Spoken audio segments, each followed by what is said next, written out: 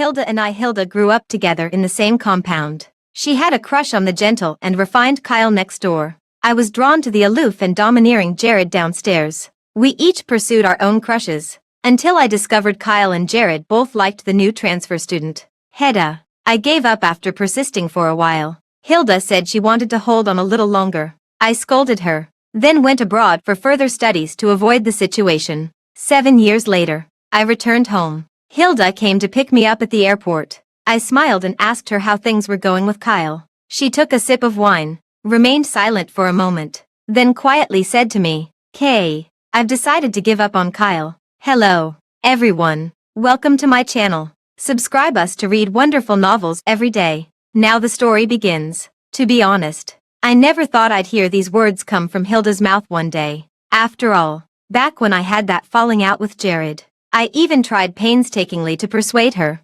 Hilda, just let it go. They're all bewitched by Hedda. In their eyes, Hedda is a pure and flawless white lotus, while we're the vicious and shameless man-eating flowers. It's just a man. Come abroad with me. Out of sight, out of mind. I remember Hilda smiling at me back then. She was beautiful. Since childhood, she had always been the schoolbelle with both looks and grades, and her personality was incredibly gentle. So I could never understand what kind of blindness Kyle had suffered to fall for Hedda, who was far inferior to Hilda in every way. She shook her head gently at me and said, "Kay, I like Kyle, and it has nothing to do with him." It was a cliched line, but coming from Hilda's lips, it only made one sigh in pity for her. I let out a sigh and said with frustration, "Fine, I just hope you won't regret it later." Later, I went abroad. Hilda probably knew I didn't like hearing about Kyle and Jared, so she never mentioned them in front of me during our calls. It's just that we have so many mutual friends,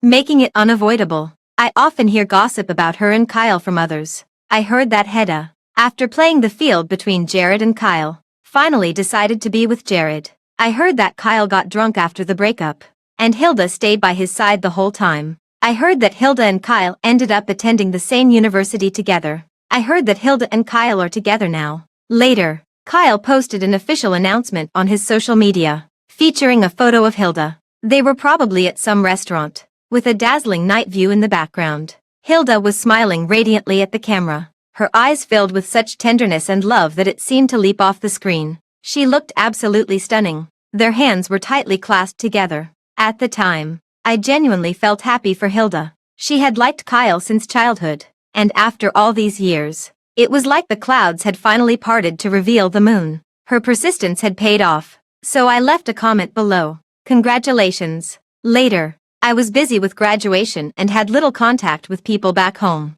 until today when I returned to China. Hilda came to pick me up at the airport. We sat together for a drink, and I asked about her and Kyle's recent situation. I thought she would be shy or perhaps happy, but I never expected her to be so calm, saying to me in a light tone, "Kay, I've decided to give up on Kyle." I froze for a moment, looking at Hilda. She kept her head down, quietly gazing at her wine glass. The dim, secluded nightlight cast a glow from behind her, obscuring her expression. All I could see were her slightly lowered lashes, thick, delicate, as if ready to take flight. Her tone was flat, as if she were talking about something utterly insignificant. After a pause, I asked, "Weren't you two already engaged?" She chuckled softly. Hilda had always been gentle, treating everyone with kindness. This was the first time I'd seen such a cold, mocking expression on her face. She lifted her gaze to meet mine, a faint smile playing on her lips as she said lightly,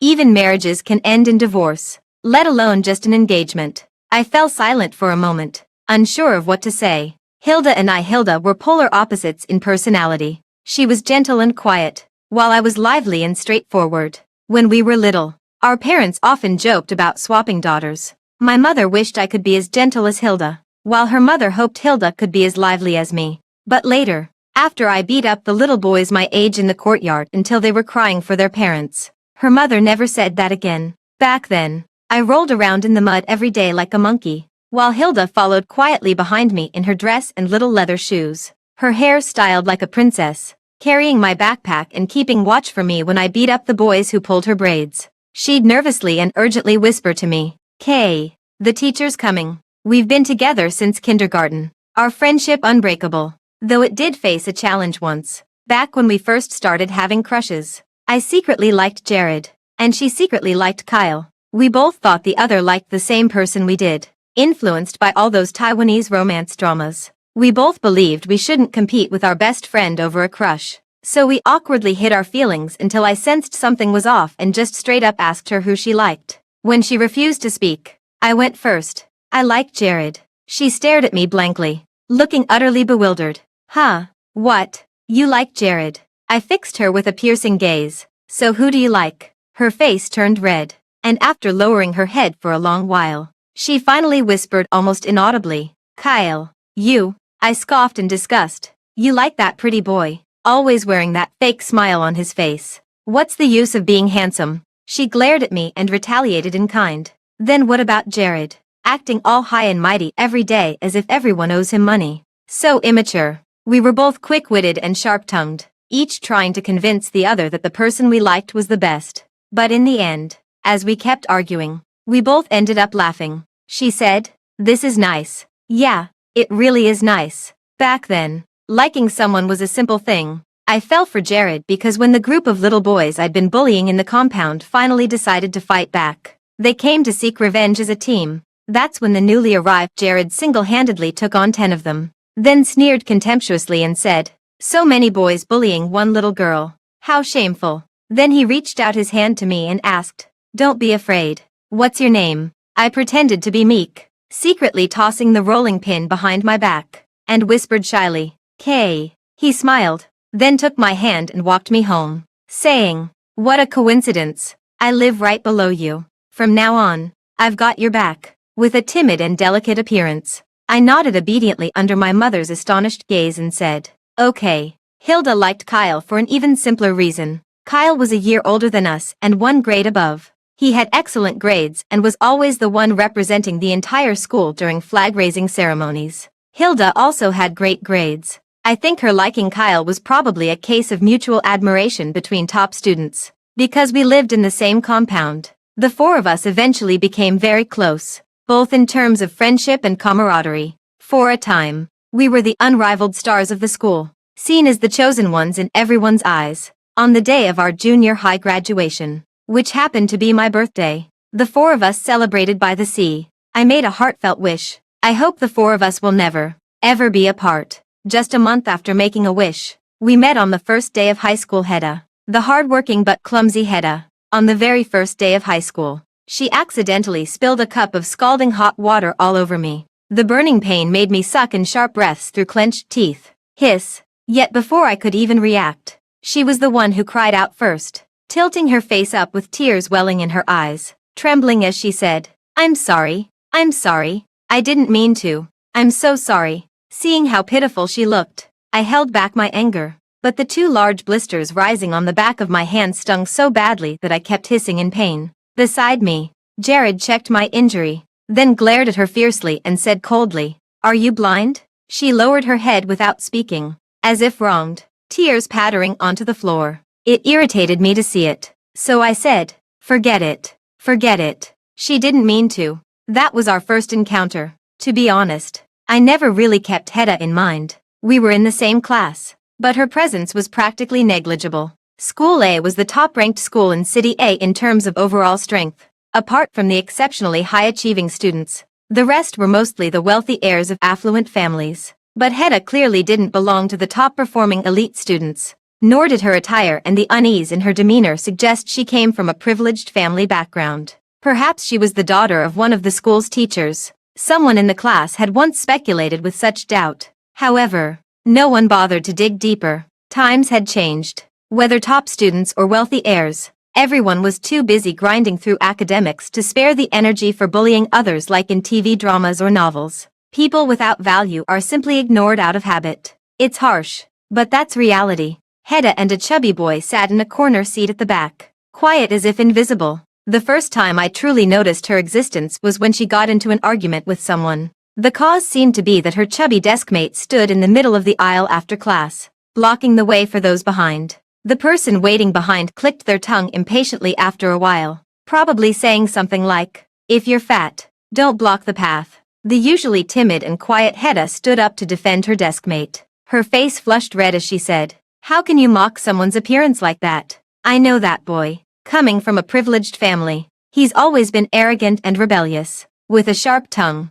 While he doesn't have any real malice, he's overly concerned with saving face. Being publicly called out by Hedda made him flush with anger. He looked at Hedda and sneered. Come on. He's been blocking the way for minutes without moving. Can't I say a word? Jumping to his defense already. What? Does it hurt your heart? What a perfect match you and this fat guy make. Truly made for each other. Just like desk mates should be. Hedda clearly wasn't good with words. Her face flushed red, but she couldn't muster a single retort. Meanwhile, her chubby desk mate was quick to distance himself from Hedda, saying, I don't like her at all. Someone in the class chuckled softly. Hedda stood there, humiliated. I frowned, thinking this was going too far, even though Hedda foolishly stood up for someone who didn't deserve it. I spoke up to help her out, raising my voice. I said, Ken, are you leaving or not? If you're late for class, I'll definitely write your name down and make you clean for a week. Ken raised his hands in a gesture of surrender and obediently said, all right, class president, I'll be right back. He stopped arguing with Hedda and her desk mate, squeezing past them from the side. Hedda looked up at me at the sound of my voice. From a distance, I couldn't make out her expression, but I could sense her standing there stiffly, staring in my direction. I shrugged and turned away indifferently. Behind me, Jared's gaze lazily shifted back from that direction, and I heard him mutter disdainfully, stupid. After that day, Hedda's presence in class grew increasingly quiet. Every time I recall this moment, I wish I could travel back to my first year of high school and slap some sense into myself, perhaps out of pity for her, or maybe just a momentary lapse in judgment. Though I'm not one to meddle in others' affairs, I've always had a chivalrous sense of compassion. This isn't self-praise, but rather Hilda's words about me once. That year during the school anniversary celebration, to mark the occasion, our homeroom teacher said every student in the class had to sign up for a performance.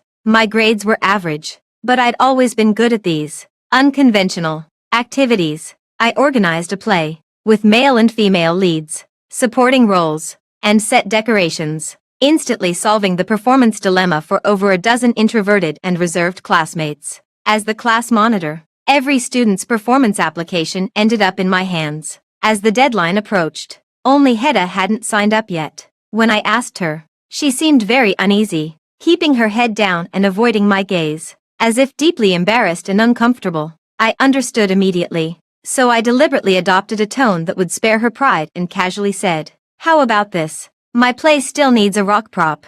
Why don't you be the rock in the background of my play? She nodded quietly. I never would have thought that this play would be Hedda and Jared's origin story. The character of Hedda was something I added later to spare her embarrassment. She wore a prop and played a stone, whether out of particular appreciation or gratitude for this opportunity. She lay there motionless once in costume, quite professional, I must say. After one rehearsal, her legs seemed to have gone numb as she stood up unsteadily. Jared tossed her a bottle of water and said, a stone, and it's just a rehearsal. Didn't you think to sit? How stupid. I glanced at Hedda in surprise, though the words were mocking. Given Jared's usual aloof and indifferent nature, if he truly thought someone was stupid, he wouldn't even bother to glance their way, let alone toss them water and offer what almost sounded like concerned sarcasm. Actually, I've told Hedda twice before that she didn't need to do this, just to be more careful on the day of the official performance. But she insisted on being professional and playing her role as a stone well. Facing Jared's mockery, she did the same. She picked up the water Jared threw to her, blushing nervously, and stammered with her head down. I'm afraid of delaying your rehearsal. So, it's better to be professional. Jared didn't say anything. On the day of the performance, when I was acting opposite Jared, he accidentally stepped on Hedda's finger while moving across the stage. I heard Hedda let out a quiet, ouch, but she didn't move at all. For the rest of the play, Jared seemed somewhat distracted and absent-minded. After the show ended, I still had to host. When I went backstage to host, I happened to see a tall, handsome boy standing in front of a timid, meek girl in an empty corner, frowning impatiently but speaking softly. Show me your hand. Hedda timidly extended her hand, and Jared carefully applied the band-aid he was holding. Then, pressing his lips together, he muttered under his breath again, stupid. Sitting across from him, Hedda looked up with a shy, ingratiating smile at his seemingly impatient remark. I watched the scene from behind the corner, momentarily stunned. I didn't ask Hilda why she broke up with Kyle. To be honest, sometimes I feel like Hilda and I are the villainous supporting characters in a romance novel. We are merely obstacles that add some excitement and ups and downs to the story on the heroine and hero's path to achieving the happily ever after grand finale. As for Jared and Kyle, I've lost interest in knowing who the male lead is. I took a sip of wine and didn't ask Hilda for the reason. Just saying, you're already engaged. Calling off the engagement with Kyle at this point probably won't go smoothly. And the approval from both your family and his family likely won't be easy to get either. Hilda smiled, and I heard a sigh in her voice as she said, no matter how hard it was, it's still better than now. I'm tired. Kay. She turned her head to look at me, and under the soft glow of the light, her eyes held none of the disappointment or sorrow I had imagined.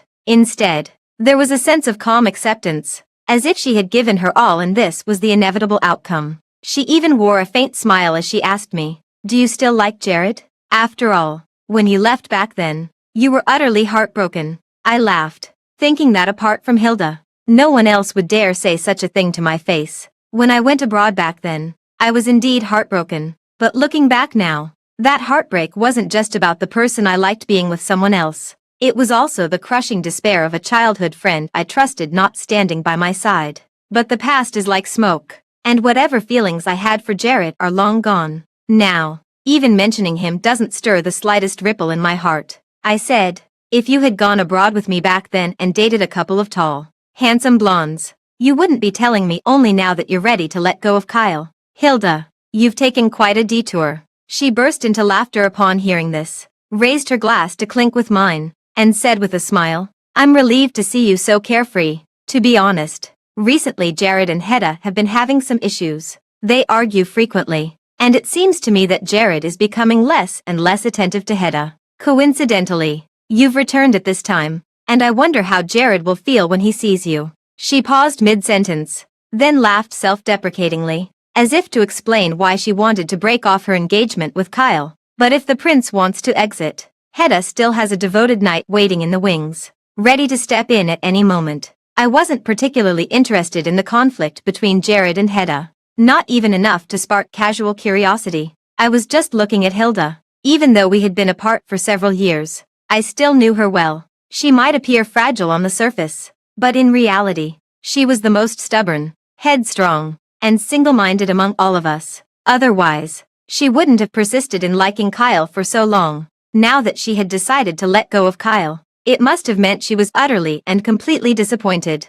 But just in case, I sighed and said, Hilda, if you still can't move on this time, even I will look down on you. Hilda tilted her head and smiled faintly, saying, I won't. Kay. We didn't stay in touch for quite a while after that meal, mainly because we were both busy. Hilda was a top student, now working on a confidential scientific research project under her advisor. I went abroad to study film and television production at the University of Southern California. My graduation short film won an award at an international student film festival. Out of interest, I had already registered a media company in China with like-minded friends, and together we made many short films that received much praise and gained many fans, as well as numerous awards, both big and small. This time I returned to China because my graduation short film serendipitously connected me with a renowned director I greatly admire. After several discussions, he showed interest in a rough draft of one of my scripts. After I outlined the framework, he introduced me to his editing team to gradually refine the concept.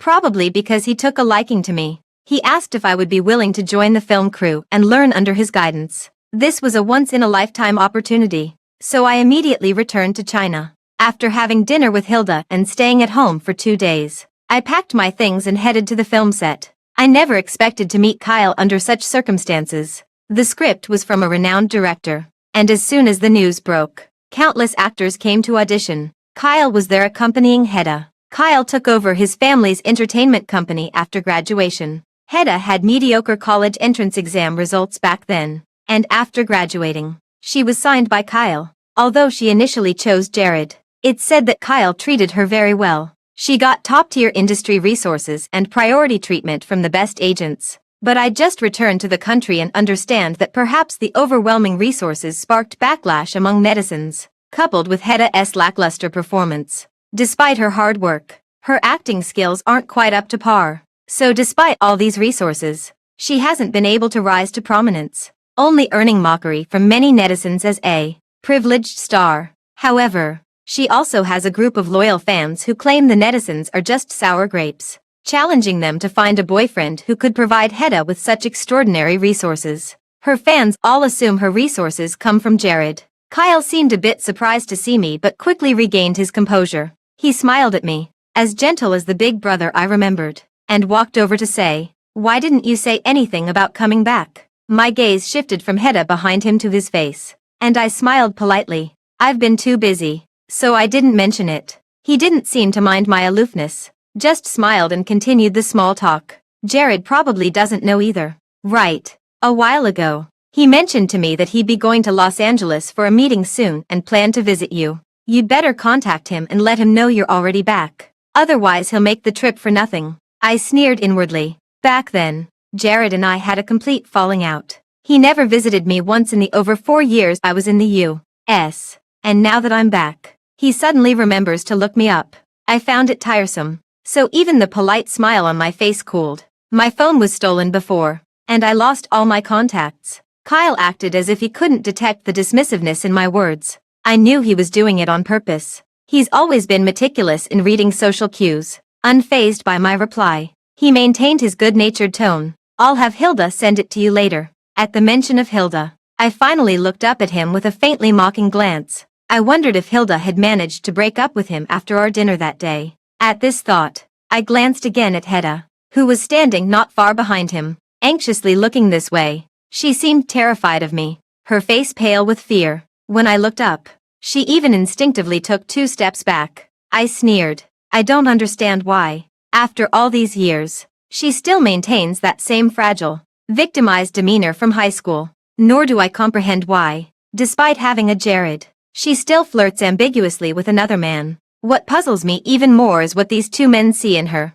Perhaps Hedda has some shining qualities I haven't noticed. It can't just be the protagonist's halo, can it? I averted my gaze and smiled. "Mr. Kyle is quite dedicated too. A busy CEO like you still finds time to personally accompany a small-time artist to an audition. If this gets posted online, you'd definitely win the Best Boss award." He laughed, ignoring my sarcasm, and reached out to pat my head like he used to when we were kids. I didn't manage to dodge it. He seemed to be earnestly explaining, "Don't overthink it. It's just that Hedda is timid, and this opportunity is important. I'm just supporting her as a friend. Besides, I am her boss after all." I gave a non-committal smile, feeling disgusted for Hilda. No wonder she's now burning her boats like this. Kyle looked at me and added inexplicably, saying, "Don't tell Hilda." I looked up, pretending not to know, and asked, "Why can't I tell her?" He frowned slightly.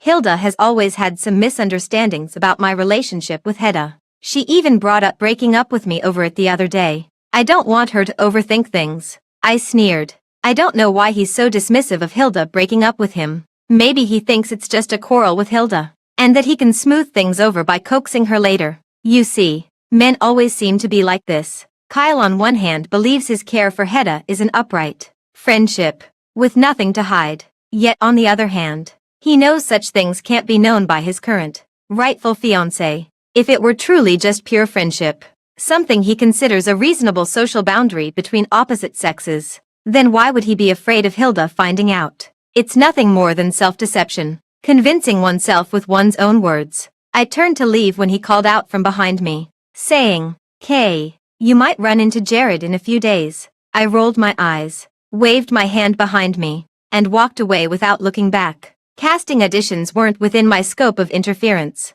At most, I'd review some actors' audition footage with the director and offer some reference opinions from the sidelines. I didn't see Hedda's audition video. Later, I overheard the film crew gossiping. A few days ago, the person who accompanied Hedda to the audition didn't seem to be her rumored boyfriend Jared. I know him. That guy is XY Group's CEO Kyle, the one who signed Hedda. TSK. Isn't it usually the agent who accompanies actors to auditions? This is the first time I've seen a company boss come with an artist. Feels like there's something unusual between them, doesn't it? Shoo. I was there during the audition. Hedda couldn't even deliver her lines smoothly. Director Jim was pretty harsh too, mocking her outright without leaving any face for Hedda. At the time, this Mr. Kyle even asked Director Jim to give him some face. Director Jim bluntly said that if it weren't for his sake, Hedda wouldn't even have made it through the audition door. At the time, Mr. Kyle looked pretty upset, but in the end,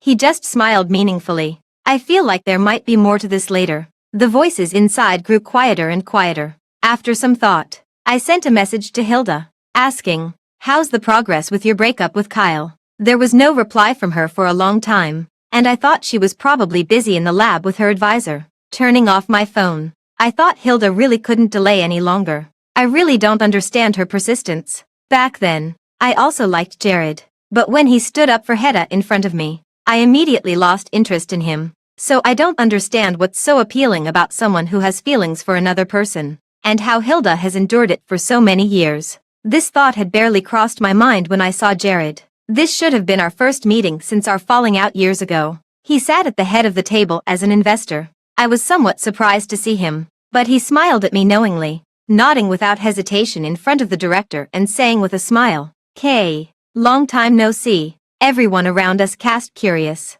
gossipy glances in my direction. I quickly masked my momentary surprise, smiled back gracefully, and replied, "Long time no see." After I sat down, he turned his head to explain to the curious people around us, "This is the girl next door who grew up in the same compound as me. We used to play together a lot when we were kids." He sighed as if reminiscing and continued, "Later, she went abroad to study and didn't even make a single phone call. If it weren't for tonight's investment gathering, I might have found it hard to see her again." His tone was light, as if joking, and the people around us laughed kindly. Only I sat in my seat, smiling quietly, politely, occasionally recalling the past along with his words. I ran into Jared in the parking lot after the dinner. He was supposed to have left, but there he was, leaning against a pillar next to where I'd parked, holding a cigarette between his fingers, just looking at it, not smoking. Hearing my footsteps, he turned his head toward me, paused for a moment,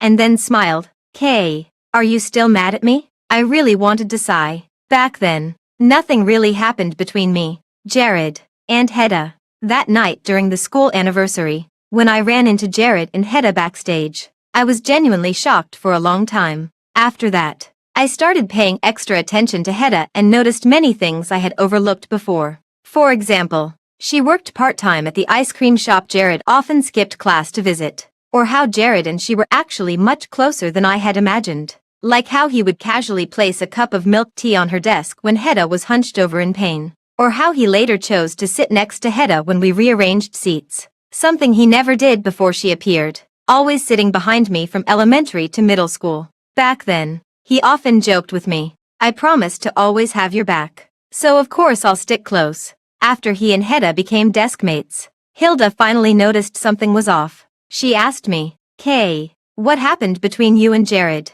At that time, I kept my head down, staring at my textbook. I wasn't without sadness or disappointment, but what could I say? The vague, ambiguous feelings between Jared and me had never been acknowledged by anyone. In the end, it was just the flutterings of youth and occasional teasing from elders. In reality, there was nothing between us. So who he liked or chose to sit with was his freedom. I had no right to be angry or confront him. Under such obvious circumstances, I wouldn't go and angrily question him, trampling my own dignity underfoot. There was no need. He had already made it so clear. So I pretended nothing was wrong and said to Hilda, "Nothing much. He has nothing to do with me anyway. He can do whatever he wants. It's not my place to interfere." Hilda looked at me with pity in her eyes at that moment, hesitating to speak. At the time, neither of us knew that Kyle also knew Hedda. Up until this point, I held no ill will toward Hedda, until I found out she got into our school because of my dad. At the beginning of the semester, some classmates wondered Hedda how she could attend our school, as her academic performance was indeed not outstanding. Some thought her family members might be school staff, but I never expected it wasn't her family. It was my dad. This is all ancient history, like stale sesame seeds and rotten grains. Before my mom, my dad had a girlfriend when he was working in the countryside, but his family didn't approve of their relationship. Later, my parents married through a family introduction. Two like-minded people who treated each other with mutual respect and affection. At least in my memory, they've always been very loving. I think my mom probably didn't know either. Hedda's mother reached out to my dad 2 years ago. After breaking up with my dad back then, she quickly married someone arranged by her family. Unfortunately, fate wasn't kind. The man she married was a gambler, later chased by debt collectors, and drowned after falling into the water while fleeing. As a single mother, life was hard for her. Somehow, she managed to contact my dad, who had always felt guilty about their forced breakup years ago. So, he arranged an apartment for the mother and daughter in City A, used his connections to get Hedda enrolled in school, and even found a job for Hedda's mother. I found out about this because I caught him having a meal with Hedda at a restaurant near the school. It's hard to describe how angry I was at that moment. But before things were clarified, I didn't want my mother to know about it. First, I confirmed that Hedda and I were not half-sisters, and then I gave my father time to resolve the matter. My father was at a loss and tried to explain to me that he was just helping the daughter of an old friend, that she was pitiful and he wanted to lend a hand. I remained expressionless, feeling that he was treating me like a child to fool me, because there are many ways to help, and none of them involve arranging for an old flame to work at his own workplace or placing the daughter of an old flame in his own daughter's class. I looked through his phone. Hedda's mother still frequently calls and texts my dad, inviting him to meals as a token of gratitude. A woman nearing 40 speaks in a coquettish tone, her words dripping with how lost she and her daughter would be without my father's help. How he's their savior, crossing boundaries with a married man. Though my dad declined her dinner invitations, he didn't reject this adoration. Not wanting to hurt my mom, I gave my dad time to resolve this matter himself. Somehow, this situation later escalated into Hedda coming to me with tearful eyes, saying I could target her however I wanted, but please spare her mother. I was baffled, not understanding how this had turned into my school bullying. From start to finish, I never sought her out, because even though I was young at the time, I knew the root of this matter was my father. Dealing with the woman is useless. Only dealing with the man will work. Back then, I still wanted to give Hedda and her mother some dignity, hoping to resolve this matter quietly. Later, Jared also came to find me. He looked at me with disappointed eyes and coldly said, "How could you do this? Hedda and her mother only have each other, living a pitiful and lonely life. Why must you be so ruthless?" I was utterly speechless. Although I didn't like him at the time, I still considered him a friend since we had grown up together. So, I patiently tried to explain. But then Jared directly asked me, "Besides all this, the reason you're targeting Hedda is because you like me, isn't it?" I was stunned. It was in that moment I suddenly realized that all the years we had spent growing up together meant nothing. He had never truly understood me, and I had never truly understood him. The phrase, "I've got your back," from our first encounter hit me like a cruel joke, slapping me awake in an instant. I remember smiling coldly at Jared, my voice icy as I said, "Jared, who the hell do you think you are? If Hedda refuses the toast, then she'll have to face the penalty. My father is too indecisive to speak up, so I'll do it for him." I printed out all those sweet nothings, thoughtful concerns, and gentle virtues that Hedda's mother had sent to my dad, along with a photo of her and her mother, distributing copies to everyone at school. I stood before the entire student body during the Monday flag-raising ceremony and said with a bright smile, "Hedda from Class 6, Grade 11, could you please ask your mother to stop seducing my father? I've said it before, I've always been too soft-hearted, but unfortunately no one believes me. They think I'm as malleable as clay, easy to pinch and shape.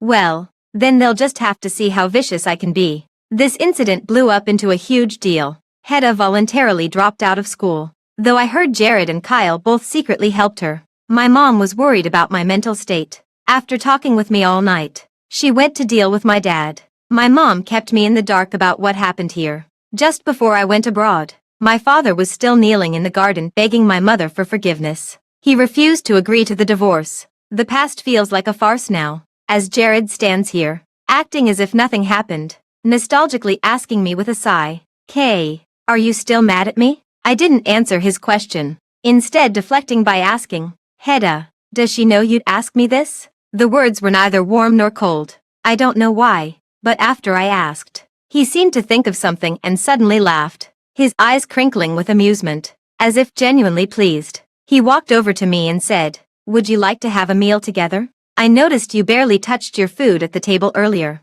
I looked at him coldly, and he raised his hands in a surrendering gesture. Just catching up.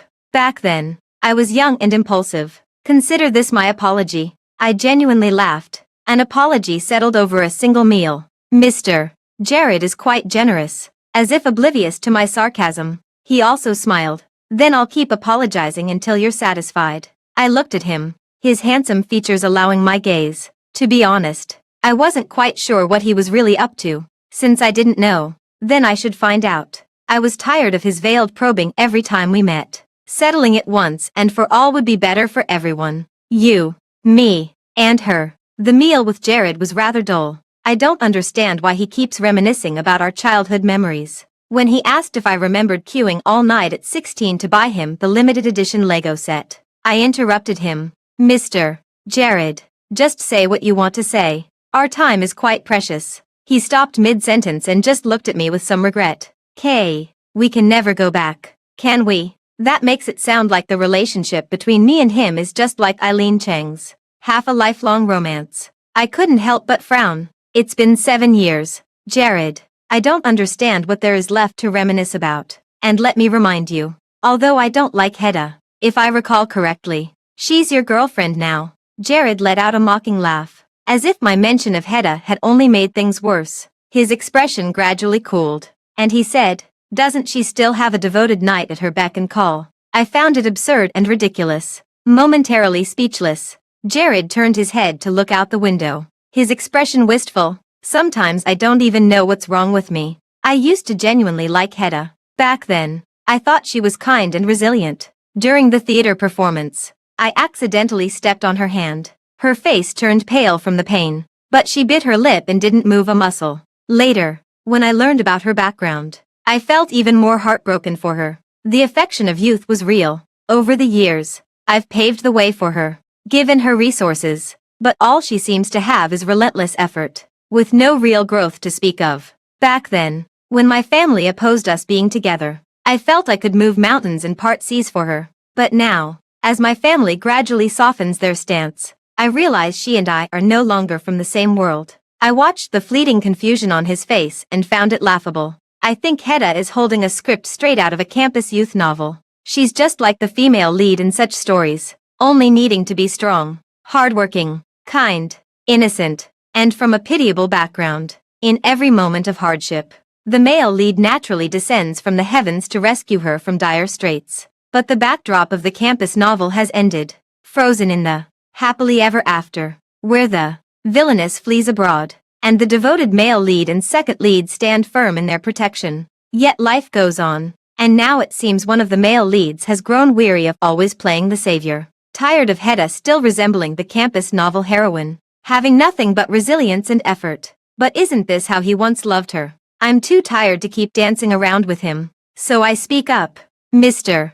Jared, my time is precious. If you want me to be your therapist, that's a separate fee. He laughed, a hearty and unrestrained sound, and after a while, he fixed his gaze on me and said, Kay, can't we even be friends anymore? After all, we're the ones who belong to the same world, aren't we? I picked up my bag and stood, sighing as I looked at him. I said, Jared, we stopped being friends 7 years ago. After a pause, I added, you and I were never from the same world to begin with. At this point, I thought we had both laid our cards on the table. From now on, we'll go our separate ways, and if we happen to meet in the same circles, it'll just be a distant smile and a polite nod as we pass by. This matter is truly closed for me. The next day, photos of him and me made headlines. The headline was quite sensational, saying, Hedda's wealthy second-generation boyfriend secretly meets beauty. Campus romance possibly threatened by third party. Of course,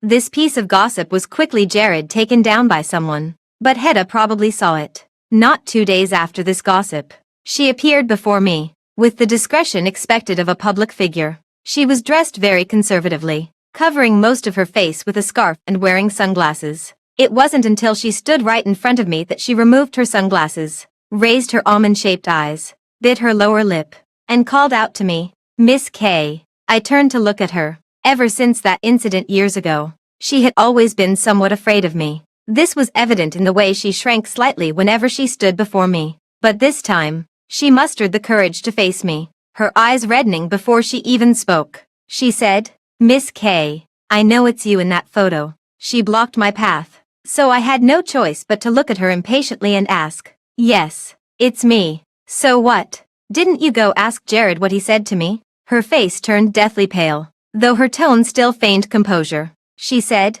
"I trust Jared, so I don't need to ask him. I just hope you'll stay away from him." I laughed, meeting her gaze directly for the first time. My expression must have been utterly cold as I said, "I'd like you to say that to yourself and Jared. I hope both of you will stay far away from me." I didn't want to deal with her, so I pushed her aside and walked away. She called after me, "Kay, I won't let Jared invest in your film, and I won't be acting in it either." I didn't pause my steps and walked away without looking back. After this baffling conversation, Jared's investment indeed fell through because one of his conditions was to have Hedda play the female lead. But unlike what Hedda claimed, that she refused to act, so Jared didn't invest. The truth was that when Jared proposed Hedda as the lead, director Jim outright rejected it. The two couldn't reach an agreement, and the investment was scrapped. I found it both amusing and exasperating. Jared on one hand believed Hedda was from a different world than his. That night he came to talk to me with such words was merely testing the possibility of us being together.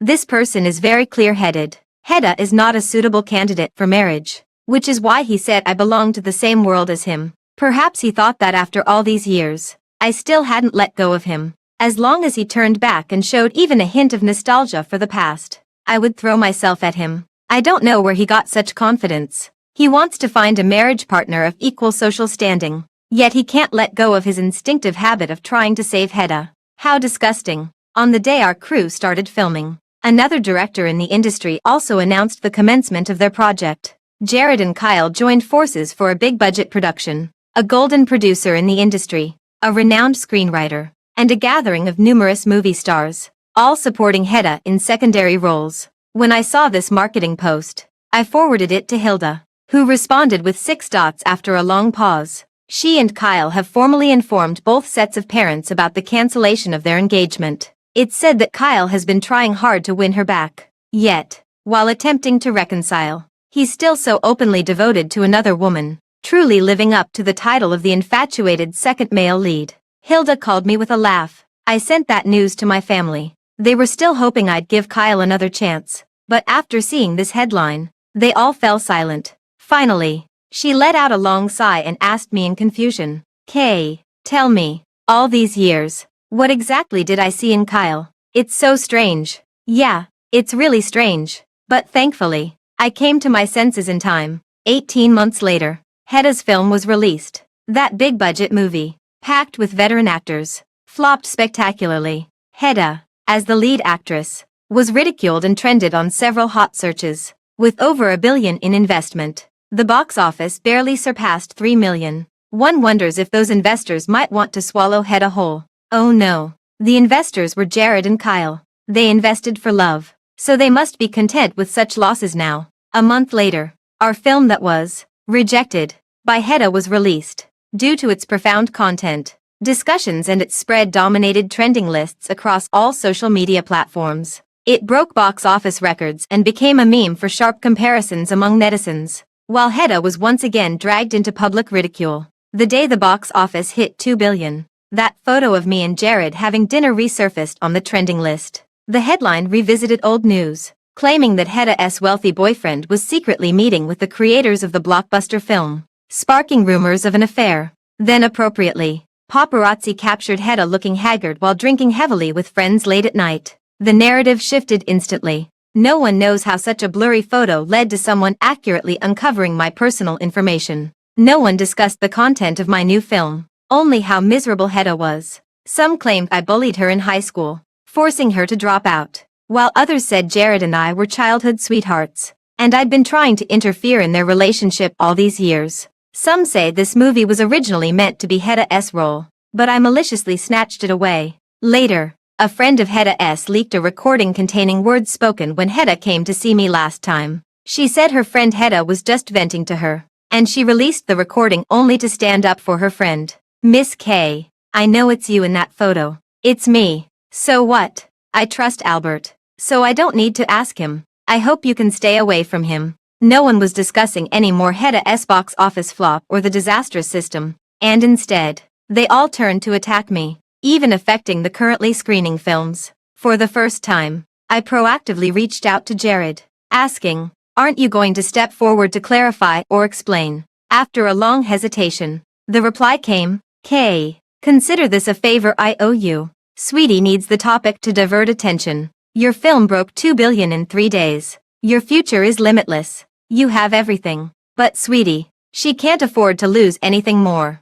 I calmly asked, "So you're not planning to clarify, is that it?" There was silence on the other end. I chuckled. I wasn't really angry, just disgusted. I said, "Jared, I'm not you and Hedda's damn babysitter. What does anything have to do with you, Jared, or Hedda? Am I supposed to carry your drama? Am I out of my mind?" With that, I hung up. That call was the last ounce of decency I could muster. That night, I released a statement. First, regarding the rumors that I bullied Hedda in high school. Funny enough, the text messages of her mother seducing my father back then are still saved. The second point is the recording of our conversation that night when Jared asked me out to dinner. Yes, who doesn't know how to record these days? But while Hedda edited hers selectively, mine is complete. I even included this statement from Jared when I asked him to clarify. The third point is that the lead role in this movie was originally supposed to be Hedda's. I've attached Hedda's audition video, director Jim's in-person feedback, and later messages showing how Jared threatened to withdraw funding but was rejected by director Jim. With irrefutable evidence and clear logic, I finally called out Hedda and Jared, saying, "You picked the wrong person to mess with. Don't play dead.